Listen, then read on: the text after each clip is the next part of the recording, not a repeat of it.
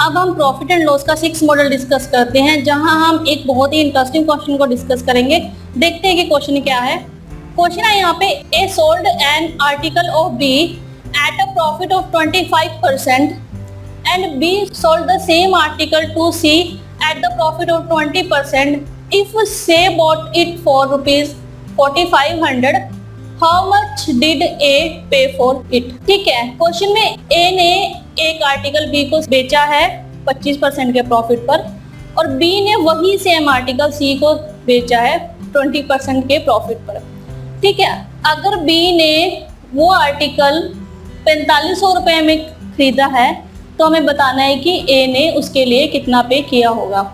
ठीक है, तो हमें ए की यहाँ पे कॉस्ट प्राइस फाइंड आउट करनी है, क्योंकि ए ने भी इसके लिए कुछ ना कुछ पे किया होगा, इसने भी कहीं ना कहीं से आर्टिकल खरीदा होगा, है ना, तो उस पे उसने कुछ मनी स्पेंड की होगी या कुछ कॉस्ट प्राइस उसने भी दिया होगा। तो हमने यहाँ पर ए का कॉस्ट प्राइस फाइंड आउट करना है। ठीक है, हमें सी का कॉस्ट प्राइस बताया है यहाँ पर 4500 और हमें ए का फाइंड आउट करना है। इस क्वेश्चन को करने के बहुत से तरीके हैं। एक तरीका यह है कि हम बैकवर्ड डायरेक्शन में मूव करें तो हम उसे सॉल्व कर सकते हैं। कैसे? यहाँ पर 3 पर्सन है, ए, बी एंड सी। ए ने बी को आर्टिकल सोल्ड किया है 25% पे और बी ने सी को किया है 20% पे। प्रॉफिट है 25% और 20%। अब क्वेश्चन में सी का कॉस्ट प्राइस दिया हुआ है 4500। अब हम लोगों ने पिछले मॉडल्स में डिस्कस किया था कि जो एक पर्सन का कॉस्ट प्राइस है वो पिछले पर्सन के सेलिंग प्राइस के इक्वल होता है। यानी कि अगर इसने 4500 रुपीज में खरीदा तो बी ने इसको 4500 रुपीज में बेचा होगा, है ना। यानी कि जो बी का सेलिंग प्राइस है वह है 4500, यानी कि बी का सेलिंग प्राइस सी के कॉस्ट प्राइस के इक्वल है, तो बी का सेलिंग प्राइस हुआ 4500। अब हमें बी का सेलिंग प्राइस पता है और हमें प्रॉफिट परसेंटेज पता है कि उसने सी को 20% के प्रॉफिट पे सेल किया था, तो हम बी का कॉस्ट प्राइस फाइंड आउट कर सकते हैं। बी का प्रॉफिट परसेंटेज ऑफ बी है 20% और इसका सेलिंग प्राइस है बी का 4500, तो ये आएगा 3750 रुपए। यानी कि बी ने इस आर्टिकल को 3750 रुपए में खरीदा है ए से, तो बी का प्राइस हुआ 3750 रुपए।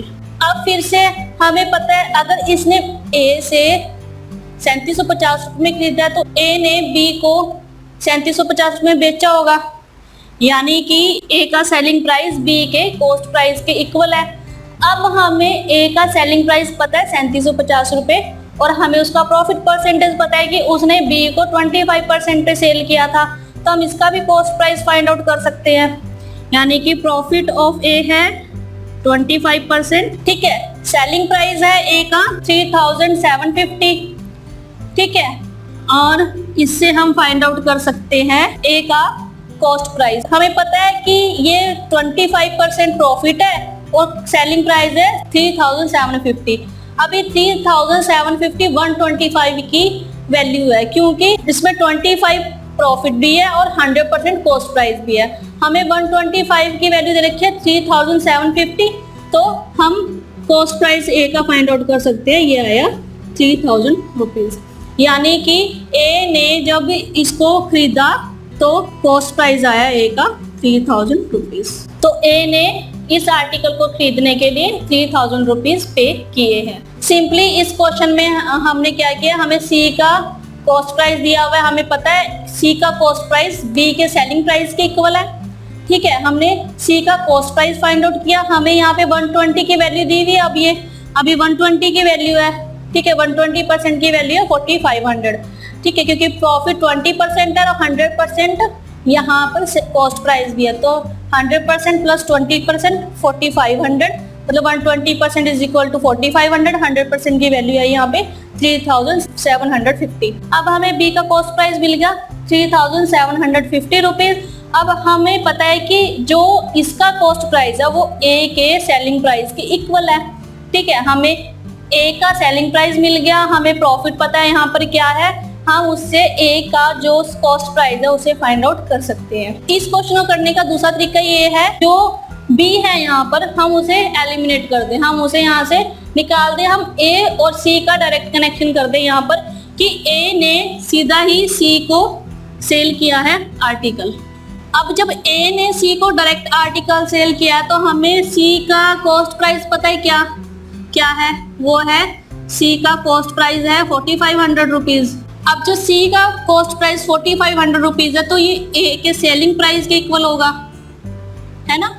सी का कॉस्ट प्राइस ए के सेलिंग प्राइस के इक्वल है, ठीक है। हमें यहाँ पर ए का कॉस्ट प्राइस फाइंड आउट करना है। अब हम ए का कॉस्ट प्राइस कैसे फाइंड आउट करेंगे, हमें यहाँ पर प्रॉफिट परसेंटेज दी हुई है 20% और 25%, तो ओवरऑल परसेंटेज क्या होगी, इसको हम नेट परसेंटेज से फाइंड आउट कर सकते हैं। हमने सीखा था नेट परसेंटेज के हम कैसे फाइंड आउट कर सकते हैं। नेट परसेंटेज होता है A plus B plus A into B divide by 100%। तो ए है हमारे पास 25%, बी है 20% प्लस 25 इंटू 20 डिवाइड बाई 100%। तो इसको सिंप्लीफाई करेंगे तो ये आएगा 50%, यानी कि जो ए ने सी को डायरेक्ट सेल किया तो उसने 50% के प्रॉफिट पर सेल किया है। अगर हम 20% और 25% को डायरेक्टली जोड़ देंगे तो ये प्रॉफिट परसेंटेज गलत होगी। तो अब हमें 50% पता है कि ये प्रॉफिट है 50% का, ठीक है। सेलिंग प्राइस हमें पता है क्या है 4500, प्रॉफिट परसेंटेज पता है 50% है, ठीक है। हमें कॉस्ट प्राइस फाइंड आउट करना है ए का, तो ए का कॉस्ट प्राइस हुआ, अब यहाँ पे जो ए का सेलिंग प्राइस है वो है 150%, यानी कि हमें 100% फाइंड आउट करना है और हमें 150% की वैल्यू दी हुई है 4500। तो 100% आया, अगर हम इसे सॉल्व करें तो ये आएगा 4500 मल्टीप्लाई 100 डिवाइड बाई 150, तो ये कैंसिल आउट होकर आया 3000 रुपीज। दोनों मेथड में से जो आपको कन्वीनियंट लगे आप उसके अकॉर्डिंग सॉल्व कर सकते हो, ठीक है। तो इस तरह से भी आप क्वेश्चन को सॉल्व कर सकते हो। Simply net percentage find out किया, हमें एक पर्सन का कॉस्ट प्राइस दिया हुआ है, दूसरे पर्सन का हमने कॉस्ट प्राइस फाइंड आउट करना है, हम नेट परसेंटेज फाइंड आउट करेंगे। एक परसेंटेज वैल्यू हमें दी हुई है, दूसरी परसेंटेज वैल्यू को हम यहाँ से फाइंड आउट कर लेंगे।